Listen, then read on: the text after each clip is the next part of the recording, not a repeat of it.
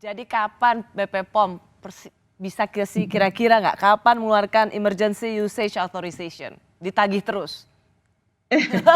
Iya, ditagih terus ya Mbak Rosi ya. Heeh. Baik, gini, tadi kan saya katakan ya bahwa untuk mengeluarkan emergency use authorization ada 3 syarat, harus aman, berkhasiat dan bermutu. Ya, kalau bermutu ini data-data produksi itu sudah kita evaluasi dan kita sudah dapatkan sekitar 95% kita sudah mempunyai kepastian bahwa ini mutunya sudah bagus. Kemudian keamanan kita juga sudah bisa melihat dari hasil uji klinik fase 1 dan fase 2, Ya. juga fase 3 yang saat ini dilakukan di Bandung. Tapi bisa nggak Bu, maaf saya potong, bisa nggak langsung memberikan timeline? Minggu kedua Desember, minggu ketiga Desember. Begini ya, Prof. uji Sujatmiko klinik fase ketawa. 3-nya, interim analisis uji klinik fase 3-nya akan selesai di akhir Desember. Gimana Bu? Di akhir Desember. Uji klinik fase 3, interim analisisnya akan kita dapatkan di akhir bulan Desember. Ini yang Bandung ya? Yang di Bandung. Itu adalah menjadi data karena kita membutuhkan fase 3 uji klinik tersebut untuk melihat keamanan dan efikasinya.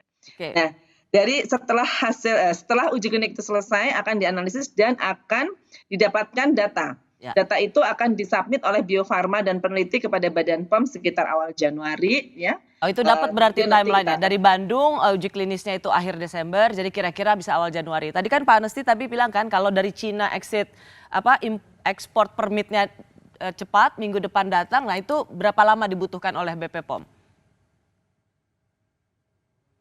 Kalau untuk emergency use authorization-nya kan tidak tergantung barang datangnya Mbak Rosi. Kan tadi saya katakan menunggu hasil uji kliniknya ini. Ya.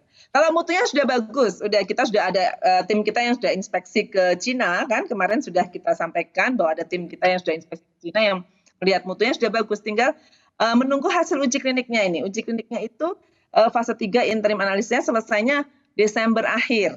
Nah, setelah selesai kemudian dilihat nih setelah 3 bulan ini menunjukkan efikasinya, kemudian menunjukkan keamanannya. Nah, itu baru akan dianalisis dan akan diserahkan ke Badan POM di awal Januari. Ya, soalnya tadi kan Pak Anesti kan bilang tuh ada bola dari pemerintah Cina ya Pak Anesti ya. Jadi kalau ekspor permitnya dia akan tiba di Indonesia kira-kira minggu depan gitu ya Pak Anesti ya? Ya Mbak Rosi, jadi memang seperti sampaikan tadi, ini kan ada 2 hal yang berbeda ya. Betul. Rencana kedatangan dengan rencana vaksinasi itu hal yang berbeda ya. Kenapa rencana kedatangan ini penting juga? Karena memang kita juga butuh kecepatan untuk akses kan. Jadi ada prioritas yang sudah ditetapkan pemerintah dalam ini Kementerian Kesehatan, bahwa memang ada tenaga kesehatan atau frontliner yang harus segera diberikan vaksinasi. Solusinya adalah kita untuk mendatangkan vaksin jadi. Sementara yang sifatnya lebih massal untuk second priority-nya nanti, itu nanti berdasarkan vaksin yang diproduksi oleh Bio Farma. Jadi menurut saya ini clear ya. Jadi untuk yang itu makanya aku tanya Pak Anesti, kalau yang vaksin jadinya yang dari Cina itu awal Desember kata Bapak akan datang ya? Ya, mudah-mudahan Mbak.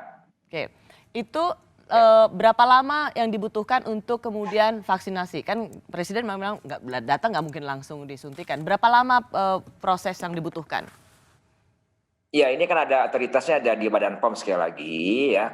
Seperti yang tadi disampaikan Bu Rizka, yang dibutuhkan adalah emergency use authorization ya.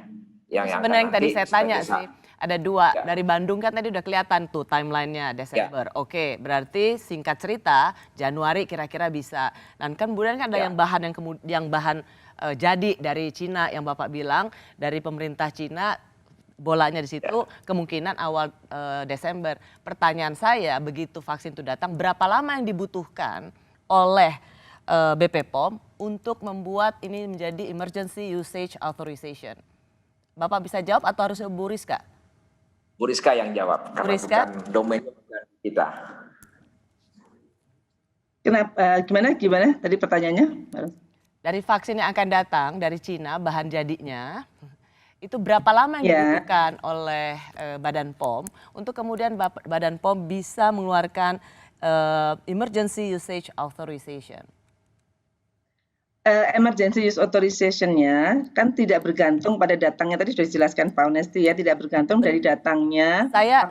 Bu Rizka sorry nih, supaya publik clear nih. Tadi soalnya Pak Nasi bilang bahwa kemungkinan kan bisa minggu depan nih, minggu pertama atau minggu kedua, karena ini dari pemerintah Cinanya yang impor.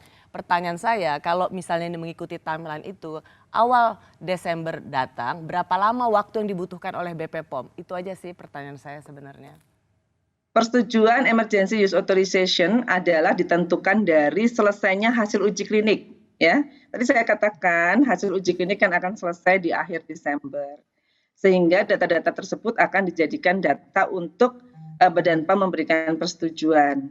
Jadi antara datangnya vaksin dengan pemberian EUA tersebut tidak bisa dihubungkan. Jadi vaksin datang masih menunggu beberapa tahapan yang ada di Badan POM. Ya kita menunggu hasil uji klinik yang akan diselesaikan di Unpad ini. Kan tadi saya katakan bahwa nanti akhir Desember di Unpad ini akan selesai pelaksanaan uji klinik tersebut. Prof. Sujatmiko, berarti rasanya Desember ini nggak mungkin ya?